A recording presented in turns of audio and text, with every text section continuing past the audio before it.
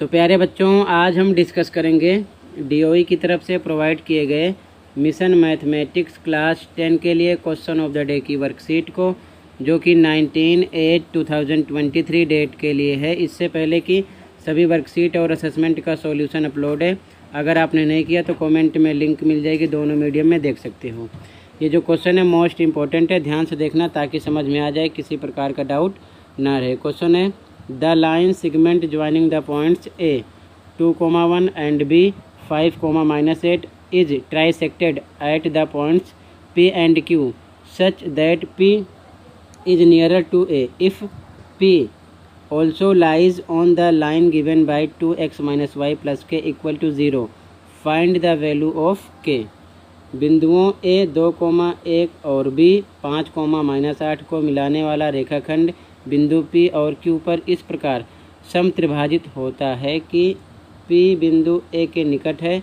यदि बिंदु P रेखा 2x minus Y plus के इक्वल टू 0 पर भी स्थित है तो K का मान ज्ञात कीजिए। ठीक है, ध्यान से देखो सॉल्यूशन इसका। सॉल्यूशन देखो, ये A बिंदु है, ये B बिंदु है, समत्रिभाजित कर रहा है, मतलब 3 बराबर भागों में बांट रहा है। ये P हो जाएगा, ये Q हो जाएगा। समझ गए? A बिंदु, P बिंदु, Q बिंदु, B बिंदु। ठीक है, तो A के निर्देशांक है 2,1, B के हैं 5,-8। ठीक है, तो यहाँ पर सबसे इम्पोर्टेंट क्या है, ध्यान से देखो। ये x1 हो गया, ये y1 हो गया, ये x2 और ये हो गया y2। यहाँ तक क्लियर है? जो लाइन है ना, रेखा है, इस पर स्थित है। ये 2x माइनस वाई प्लस के इक्वल टू 0 है।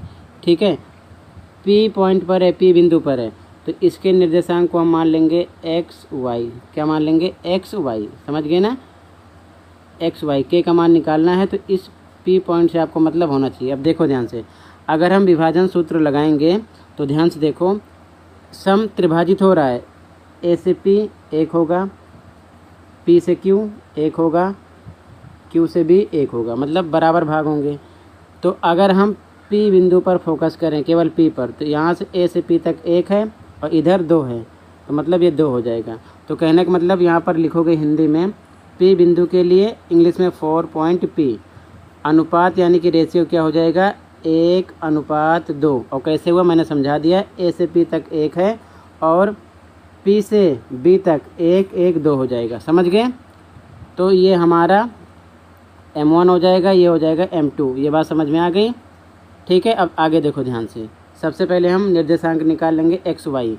ठीक है, तो यहाँ पर आपको फिर से इंग्लिश में बाइसेक्शन फार्मूला लिखना है, हिंदी में विभाजन सूत्र से। x के लिए ये फार्मूला, y के लिए ये है। ठीक है, अब देखो ध्यान से, इसकी वैल्यू पुट करो। ध्यान से देखना है, x के लिए M1 आपका है 1, x2 आपका है 5 यानी 5, 1 × 5 प्लस M2 आपका है 2, x1 आपका है 2 × 2 और बटे में M1 प्लस M2, यानी यहाँ पर आप लिख रखे हो 1 + 2 नीचे। ठीक है, इधर भी इसकी वैल्यू रख लो पहले y पर। M1 आपका है 1, y2 आपका है -8, 1 × -8 प्लस M2 आपका है 2, y1 आपका है 1, वैल्यू देख लेना। ठीक है, बटे में M1 प्लस M2 1 + 2 लिख दिया गया, वैल्यू रख दी गई है। और यहाँ पर आपको ध्यान देना है, ये चीज़ आपको ध्यान देना है, x1 y1 x2 y2 M1 M2, ये वैल्यू यहाँ पर पुट की गई है। आगे देखो ध्यान से, अब समझने की कोशिश करना। 1 का 5 से करोगे 5 प्लस 2 दूना 4 बटे में 2 1 3, ये हो जाएगा 5 4 9 बटे 3, 3 3 9 3 आ गया। इधर भी सेम, -8 का 1 से करोगे -8 प्लस 2 1 2 बटे में 2 1 3, ये आ जाएगा। घटाने पर -6 बटे 3 और 3 दूना 6 -2 आ जाएगा। ठीक है, तो x आ गया आपका 3 और y आ गया आपका -2, 3, -2, ये x हो गया, ये y हो गया। ठीक है, अब ये जो P बिंदु है, P बिंदु के निर्देशांक तो आप निकाल चुके हो, लेकिन हमें निर्देशांक के साथ साथ K का मान निकालना है। ठीक है ना, ये तो निकालना ही पड़ता हमें। तो K के लिए जब ये इस पर स्थित है तो एक्स वाई की वैल्यू हम जो निकाल चुके हैं, इस एक्स वाई की वैल्यू हम पुट करेंगे इस इक्वेशन में, तो अपने आप के का पता चल जाएगा। ठीक है। तो आगे यहाँ पर आपको लिखना है दीज पॉइंट्स इंग्लिश में। P 3 - 2 lies on the line given by 2x - y plus के इक्वल टू 0। हिंदी में लिखोगे ये बिंदु P 3 - 2 रेखा 2x - y प्लस के बराबर 0 पर स्थित है, इसीलिए आपको x पर 3 रखना है, y पर -2 रखना है। ये इक्वेशन लिख लो जो क्वेश्चन में यहाँ पर गिवन है, साफ साफ इसकी वैल्यू रखो। 2 पे 2 गुणे x की वैल्यू रखो 3, 2 गुणे 3 माइनस y पर -2 फिर से रखा प्लस के बराबर 0। तो 2 3 6 माइनस माइनस प्लस 2 और फिर प्लस के बराबर 0, ये प्लस है ध्यान रखना, ठीक है। तो 6 2 8 प्लस के बराबर 0, तो के बराबर +8, 0 की तरफ आएगा माइनस का हो जाएगा, यानी के का मान आ जाएगा -8। यही हमको निकालना था, ठीक है, समझ गए।